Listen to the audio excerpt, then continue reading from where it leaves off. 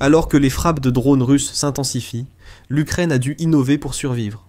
Elle a ajusté ses tactiques, adopté de nouvelles technologies et développé des armes et équipements innovants pour contrer les essaims de Shahed russes. Aujourd'hui, elle modernise même de vieux véhicules militaires, améliorant les Bradley américains pour les rendre plus résistants aux drones, ce qui étonne les généraux américains. Plus de 300 véhicules de combat Bradley ou véhicules de combat blindés ont été envoyés en Ukraine. Conçus pour transporter l'infanterie et les éclaireurs tout en offrant une forte protection blindée et la capacité de supprimer les troupes ennemies et de détruire des véhicules blindés, le véhicule de combat blindé est un véhicule extrêmement polyvalent. Son histoire remonte aux années 1960 lorsque les premiers travaux de planification et de conception ont commencé.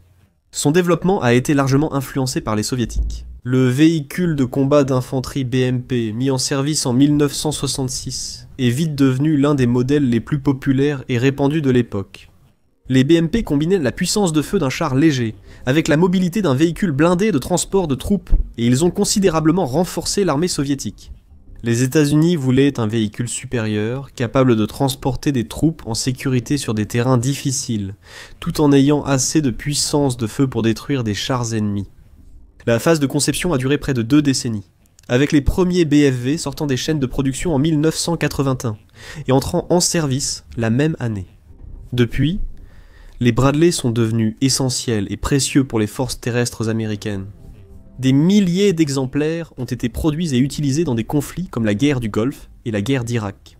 Diverses versions du BFV ont été produites pour maintenir la pertinence du Bradley selon les normes militaires modernes. Allant du modèle original M2 jusqu'à la version la plus récente, le M2 A4E1, dévoilé en 2024. L'Ukraine utilise la variante M2 A2 qui a été introduite en 1988.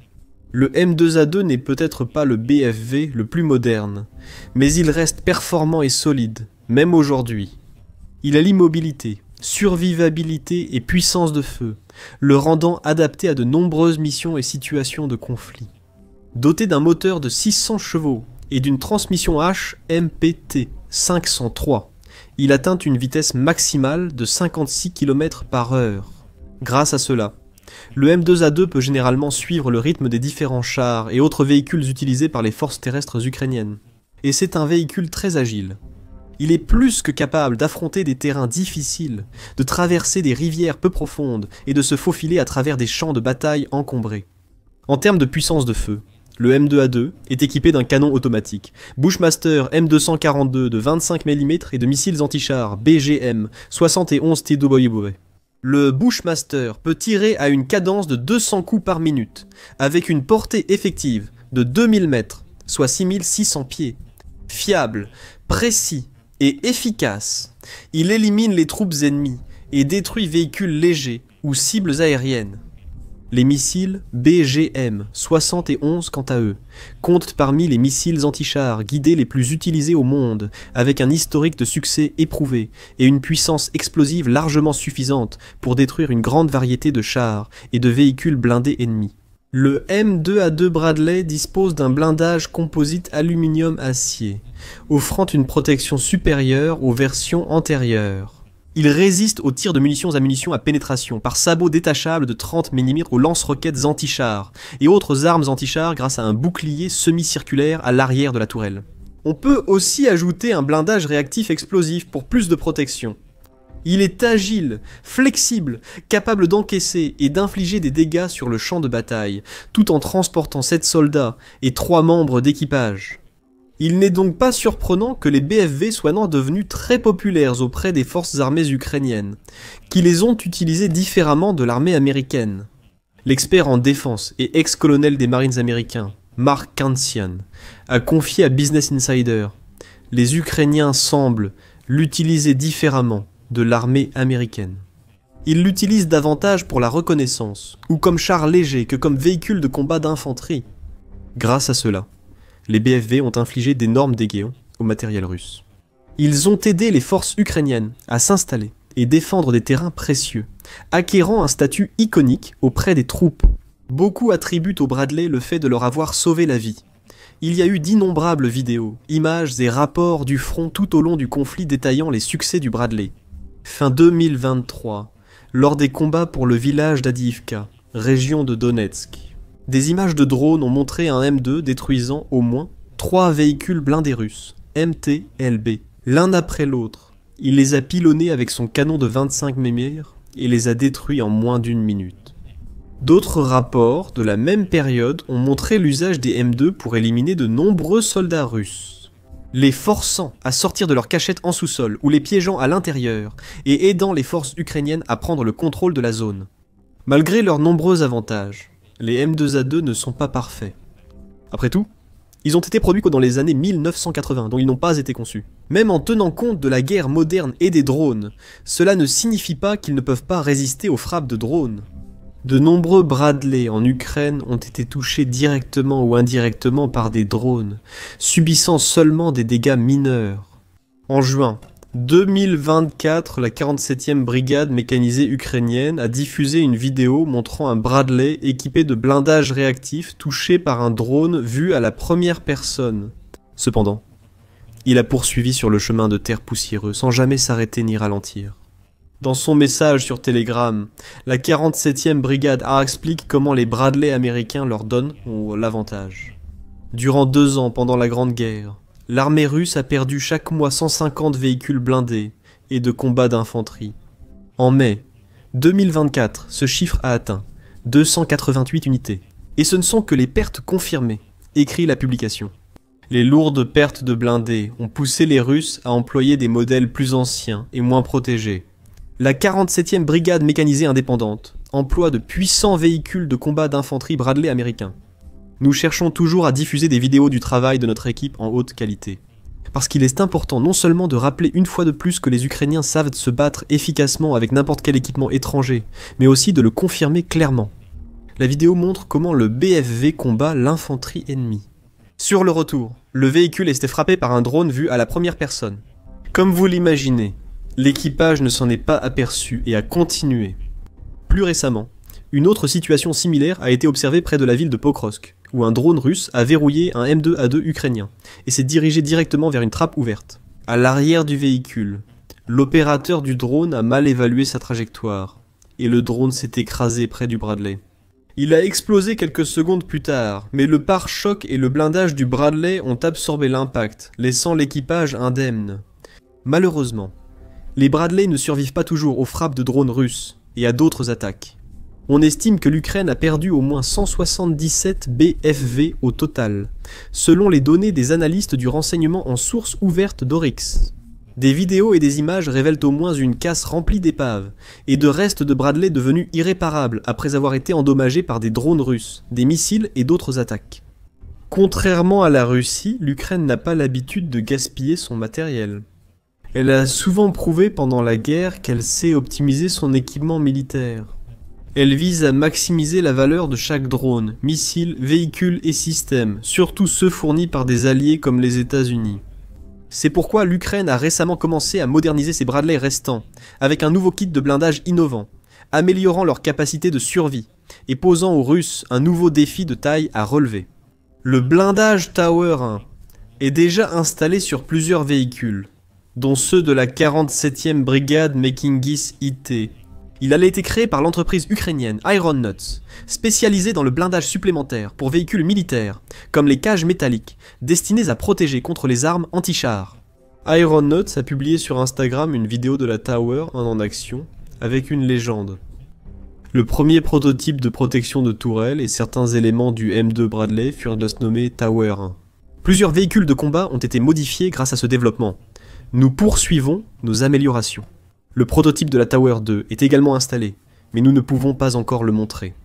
L'ennemi nous observe, et ces BFV l'intéressent particulièrement. Comme indiqué, Iron Nuts travaille déjà activement sur l'évolution suivante de ce véhicule, l'Armor Tower 2, qui pourrait même être encore plus solide et difficile à percer pour les Russes. En attendant, la Tower semble déjà être un excellent ajout au véhicule de combat Bradley. Cela implique un cadre rigide, installé au-dessus de la carrosserie du Bradley, avec des écrans en treillis, souples, fixés autour des côtés. Cela réduit considérablement les capacités de pénétration de toute ogive ennemie ou drone entrant, tout en les rendant aussi plus susceptibles de dévier de leur trajectoire, et de manquer les zones vulnérables du Bradley, comme le toit de la tourelle.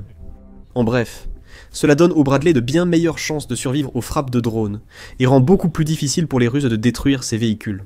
Les images conceptuelles de la tour Ironnuts sont apparues en septembre dernier, mais c'est la première fois que ce blindage est observé en réalité.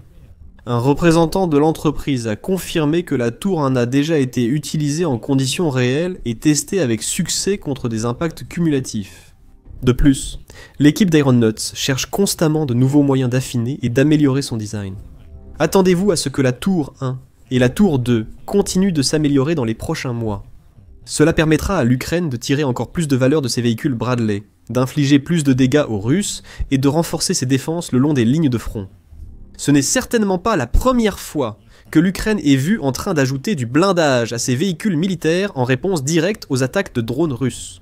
Les forces armées ont modifié les chars M1 Abrams reçus des États-Unis pour renforcer leur survie face aux Russes en première ligne. Le M1 Abrams est largement considéré comme l'un des meilleurs chars de combat principaux au monde. Comme le véhicule Bradley, il a été conçu avant l'existence des drones. Ainsi, le M1 a parfois eu des difficultés en Ukraine. Les pilotes de drones russes ont vite repéré les faiblesses des chars et les ont visés avec des frappes kamikazes. Chaque char coûte environ 10 millions de dollars, donc l'Ukraine ne peut pas se permettre de les laisser détruire si facilement par les drones russes. C'est pourquoi ils ont apporté quelques modifications. Ils ont installé des cages en acier spécialement conçues autour des châssis des chars. Ils protègent surtout la carrosserie des chars et les composants fragiles, comme moteurs et tourelles, des frappes directes de drones ou missiles anti-chars. Les cages ont été créées par l'initiative Front d'acier, aussi responsable de la modernisation des anciens chars T-72 et T-64 soviétiques, grâce aux grilles en acier et au blindage en cage. Leur efficacité et leur survie augmentent même dans les situations les plus dangereuses. L'installation des nouvelles cages a débuté plus tôt cette année. À ce jour, 25 chars Abrams et 75 Bradley ont été modernisés avec un blindage avant en acier. Voici pourquoi ces types d'ajouts de blindage sont essentiels. D'abord, ils sont très rentables. Ironnuts n'a pas encore dévoilé le prix exact des unités Tower 1, mais les cages avant en acier coûteraient environ 20 000 $ chacune. Elles équipent des chars et véhicules de combat d'infanterie valant des millions de dollars chacun, sans Tower 1 ni blindage avant en acier ajouté.